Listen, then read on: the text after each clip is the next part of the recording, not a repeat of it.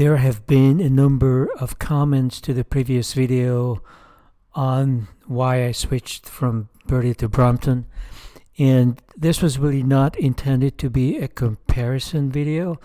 Obviously, the Birdy is a higher quality, I wouldn't even say higher quality, but it is a more performance-oriented bicycle, whereas the Brompton has traditionally emphasized compactness and ease of fold.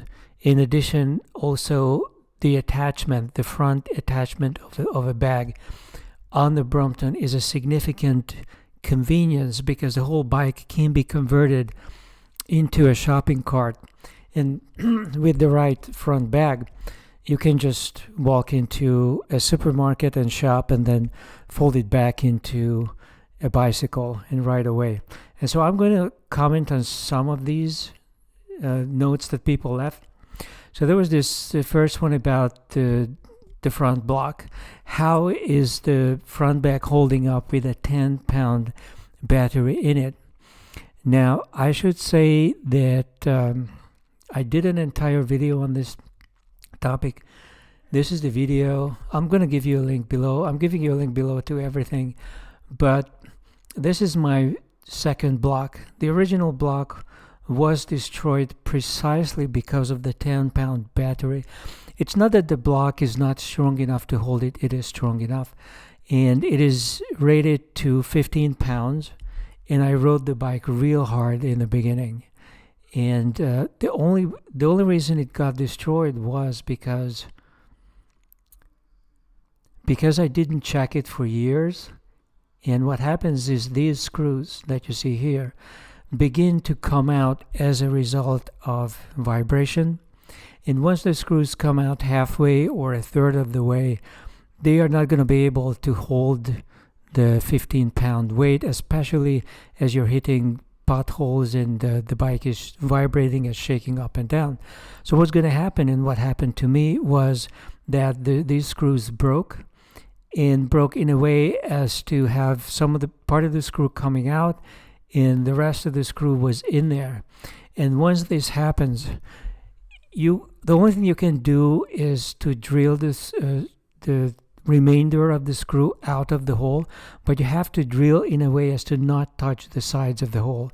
If you touch the sides of the hole, it's going to be a disaster. You're going to ruin the thread, and you're not going to be able to renew it without some serious machinery, so you might as well just get a new frame. In this case, I was drilling for 2 or 3 hours for each screw, and I managed to drill them out without destroying the thread. And so I was damn lucky in that sense, because other people have screwed up frames trying to drill out the bits that were stuck in there. And so, but in any case, I got it out and I just got a brand new piece. It's made of plastic, which seems kind of flimsy, but it is very well designed, and the inside of it is all metal. I think this is aluminum. Steel would be better, but I think it's just aluminum. And the trick to having a secure attachment of the front block, and that's why I did the video, is to apply something like, in this case, this is aquarium silicone that you see applied all around the washers and inside the thread. As the screw goes in, I screwed it into a hole that had plenty of silicone in it. So I put silicone onto the screw and inside as well, and I wiped out the excess. And this was done maybe 2 years ago. I've been riding since then with the 10-pound battery and additional weights, because I always carry other stuff. I shop. Sometimes I might even go above 15 pounds, and I never had a problem. Why?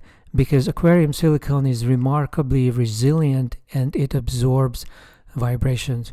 There are also products like Loctite and thread locker and things like that. I'm gonna leave you some links below, but the bottom line is that if you put some of these compounds into the hole and tighten it, not overly but reasonably, and somebody posted a comment on how much you can tighten it. I think we have the number.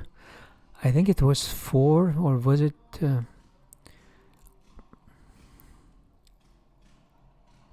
No, I don't see it, but somebody posted somewhere a comment to show. Oh, here it is, 4 Newton meter. Here it is. So that's what's posted on the Brompton site. I personally just eyeballed it in. I don't have a way of measuring the Newton meters in a screwdriver or a hexagonal key. And so what I did was I basically tightened it to feel secure but not to be violent. I didn't try to hammer it or really put my body weight on it. I just did what I could do with a hexagonal key that felt secure and comfortable. So this is really the only thing you need to do, and I'm going to leave a link for the video as well. And there was this other funny comment. I have never before noticed defensiveness on the part of Birdy owners, but typically it's the people who own the Brompton who say, why are you criticizing the Brompton, and so on. But this time it's a Birdy owner. And so the first part of the comment is relating to age. Luckily, I'm not an old fart needing an e-bike to get up to speed. Well, anybody is welcome to come out to any of my rides. You can get to my homepage with the link below, and at the bottom there are links to all of my social media. You can follow and join the rides on Facebook if you want to race me. But if you do want to race me, make sure that you have gone out onto the greenways and race some of the people whom I have passed. And I have won every single race so far. Just look at this one. This is a young guy. He's 20-something. He's on a proper diamond frame racing bike and he's standing up. And he does this for a number of minutes. We might be doing 27 or 29 miles an hour on the west side of Manhattan. And I have a whole playlist of these videos. So I'll put a link below as usual, and you can check out these videos.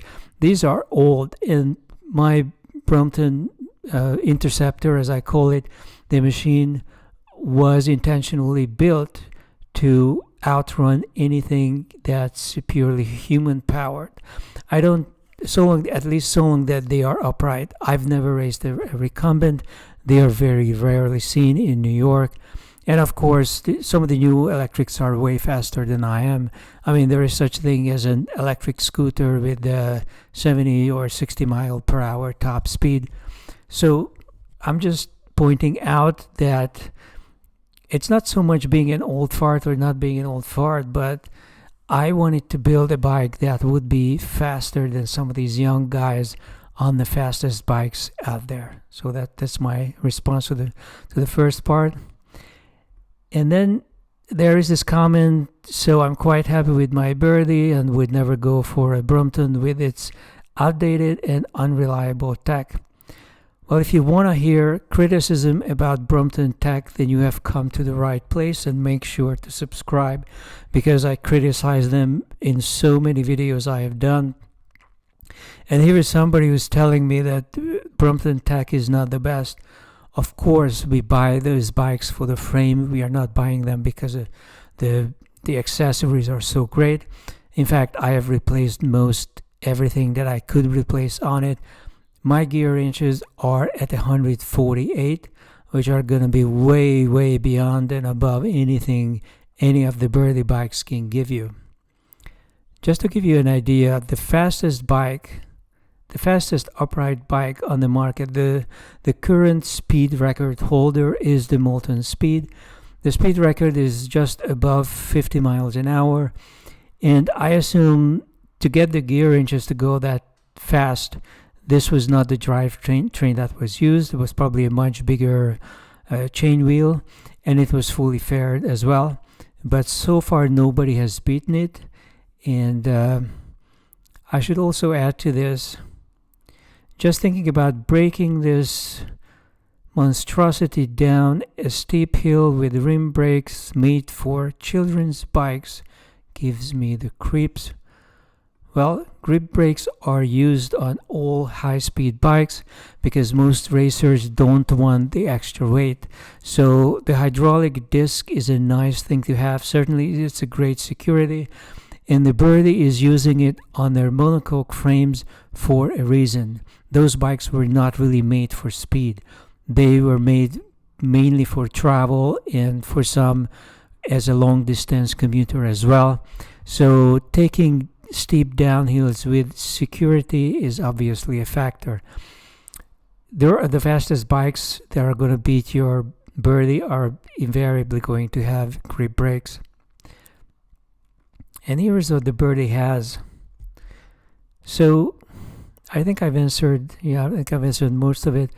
So I would say if I had to do it again today, would I just buy a Birdy and put an electric motor into it?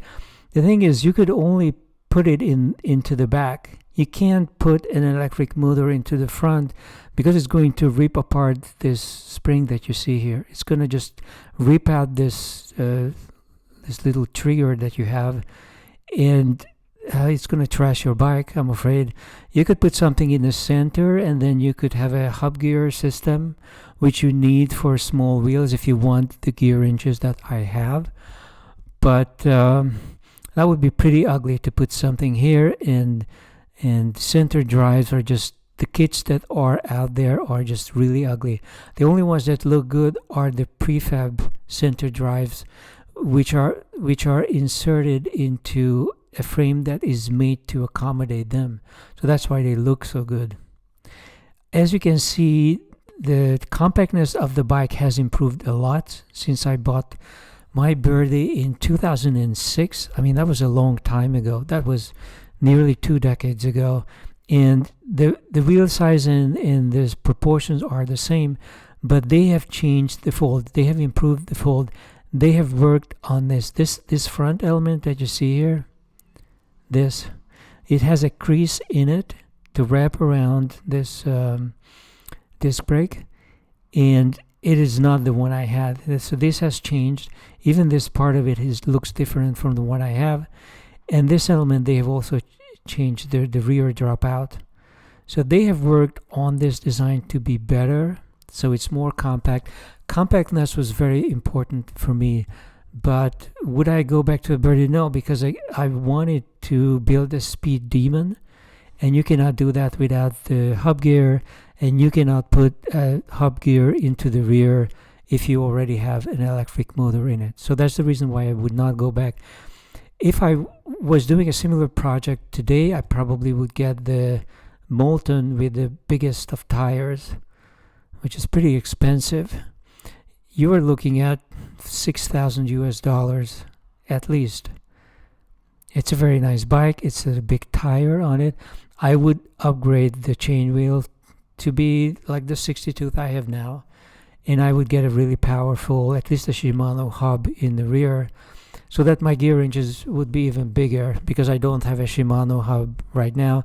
I have the standard Sturmey Archer, which is the wider range. The Brompton sells 2 of them, and I acknowledge that this is ancient technology. I would much rather have a roller for a Shimano, but it does the job. I can quite easily, I would say, outrun any of the road bikes that try to challenge me, whether old fart or not. And yeah, this bike I would love to have for sure.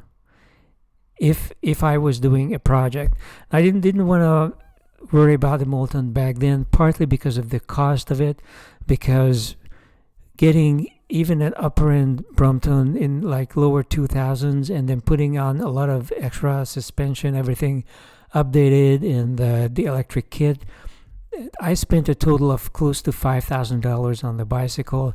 If I got this one, I would have been $7,000 or even $8,000.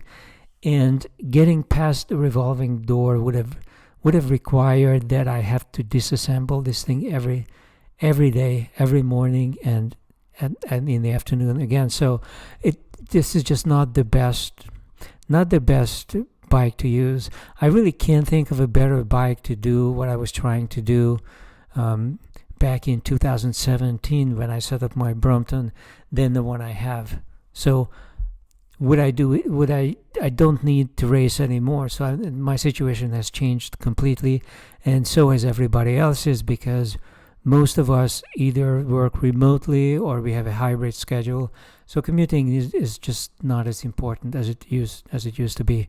I hope this answers some of the questions and concerns that came up with that previous video.